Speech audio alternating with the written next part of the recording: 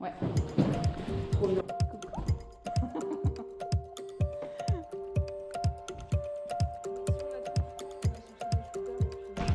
Et puis on file dans un bar.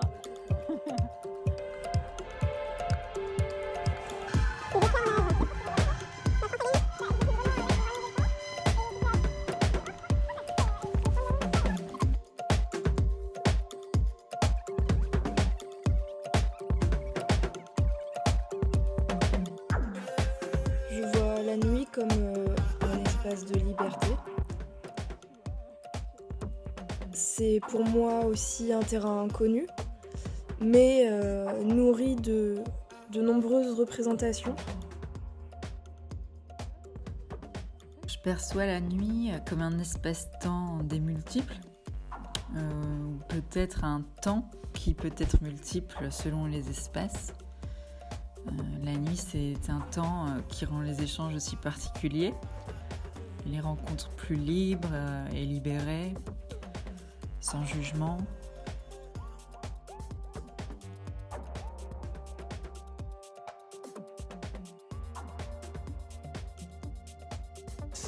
Elle est libératrice parce qu'elle est obscure, paradoxalement. Et en tant qu'elle est obscure, justement, nous sommes un peu moins regardants sur les choses et sur les autres, puisqu'on vit sans témoin.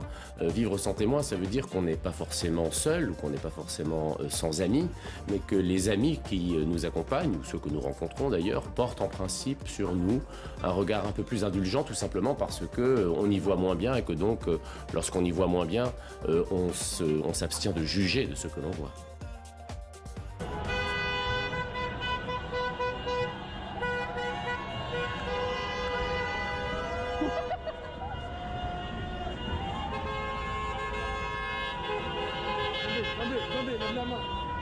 L'occupation de la nuit pour moi a été d'abord une occupation de désobéissance, de transgression. La nuit permettait d'accéder à des lectures qu'on ne vous mettait pas spontanément entre les mains.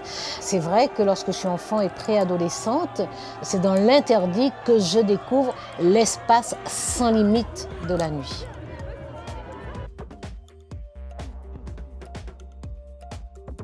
On avait une tendance à envisager la nuit uniquement du point de vue de thématiques un peu sombres, c'est le cas de le dire, comme l'angoisse, comme l'insomnie, comme la solitude de l'être noctambule.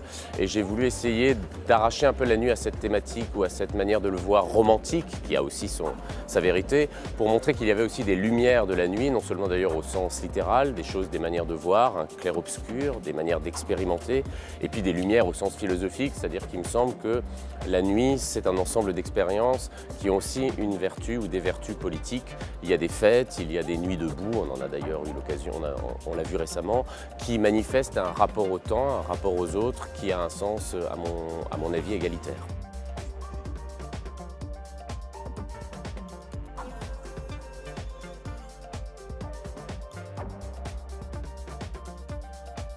La nuit, ça fait plus peur. Hein. Parce que la nuit, tu fais quelque chose de pas bien. Alors que le jour, je dis, mais comment tu te permets de faire ça? J'ai fait ça dans les endroits avec ma mère. Les gens que je m'emmène coller en banlieue. On fait ça en pleine journée, tu vois, elle a 64 ans, elle a les cheveux blancs et tout, et on se dit, en fait, les gens comprennent pas. C'est pas du tout cohérent pour eux. Bon, bah, c'est peut-être pas interdit. La nuit, c'est beaucoup plus suspect. Là, la nuit, les gens, ils te dérangent pas, mais ils pensent que c'est quelque chose de pas bien, quoi.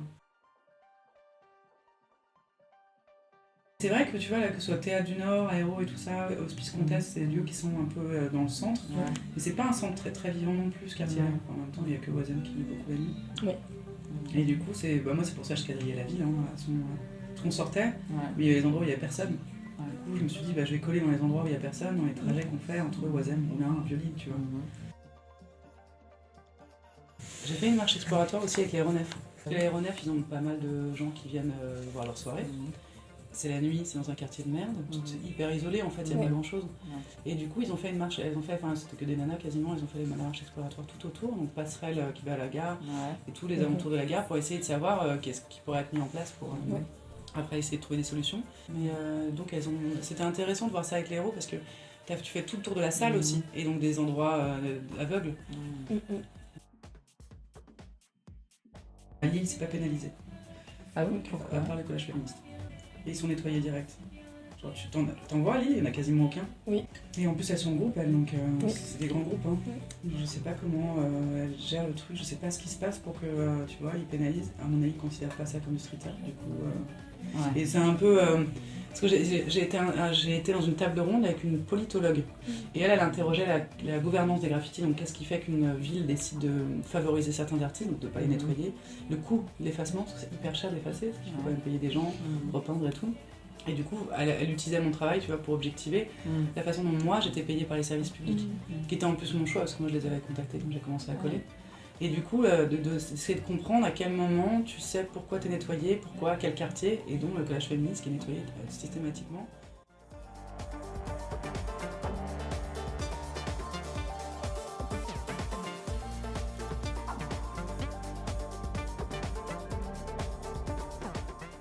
Ça a été assez presque intuitif d'essayer de se dire c'est quoi ce bordel des pubs la nuit.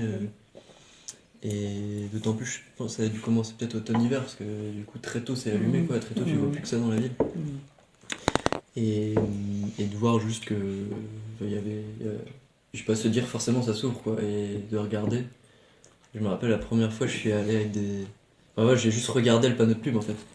Et longtemps, et je me suis dit bah ça doit s'ouvrir par là, et après essayer de trouver l'outil qui va bien, en l'occurrence juste un tournevis. Il y avait eu j'avais vu un petit jeu, enfin c'était pas un jeu mais sur cet écran là c'était pareil, il y avait le boîtier juste à côté, donc une fois que tu cherches en général tu le trouves.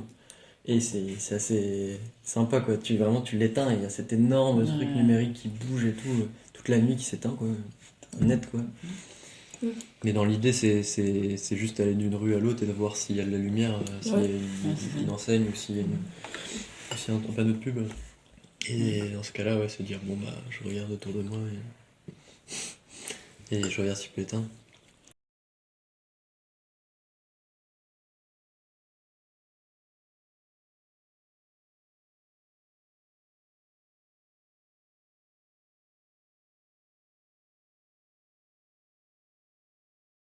La pollution lumineuse, elle a deux actions majeures sur la biodiversité.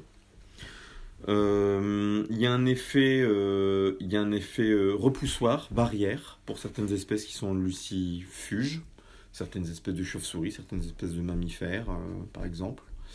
Et il y a au contraire des espèces faussement luciphiles, dans le sens où elles sont attirées, ça veut pas dire qu'elles aiment, elles sont attirées par ça. C'est ce que tout le monde connaît, par exemple, c'est des papillons de nuit, qui, parce qu'ils se déplacent avec les astres, la lune, etc., il y a un lampadaire, ils sont attirés, sauf qu'ils avancent et le lampadaire il bouge et à la fin ça fait le truc qui tourne autour et qui finit soit cramé, soit qui se reproduit pas et qui meurt. Moi, dès 2003, bossant bénévolement pour la ville de Lille sur une étude sur les chauves-souris, j'avais mis en garde la ville de Lille de la pollution lumineuse sur le parc de la Citadelle. Le projet Luciole, c'est de faire ce qu'on appelle une trame noire, donc c'est une continuité comme les histoires des continuités écologiques, ce qu'on appelle les trames vertes et bleues. Vous êtes venu en vélo, en métro, en bus ou en voiture. La faune, c'est pareil, elle a ses voies de communication. C'est des petites bestioles grosses comme mon pouce, elle est 8 grammes, donc un peu plus grosse, mais ça vit 44 ans. Voilà, et donc là, moi, j'ai travaillé à la restauration de ces populations de chauves-souris, donc du coup, on met du pâturage, on fait des prés fleuris, on gère mieux l'eau, on replante des arbres intéressants, machin, des trucs comme ça, c'est bien, on leur donne de la bouffe, c'est bien. Mais on a changé les éclairages dans la citadelle pour qu'elles aient plus de zones pour manger, en gros. Elles sont complètement enfermées dans la citadelle. Je ne sais pas si ce sont mes expériences ou les représentations de la nuit qui me font m'inquiéter en ville, mais certaines situations vécues dans la rue en journée pourraient très vite m'inquiéter si elles se passaient la nuit. Je différencie la nuit urbaine et la nuit rurale, entre guillemets. Je pense que ce sont vraiment mes randonnées loin des villes qui m'ont réconciliée avec la nuit comme plutôt un partenaire d'une évasion, d'une déconnexion, mais aussi d'un apaisement en fait. En fait, pour moi, c'est l'idée de l'obscur qui fait peur. Il y a un sentiment de peur, mais aussi rempli d'excitation, de liberté, d'imaginer des possibles. La nuit, il y a à la fois une fragilité et aussi un éveil à la puissance.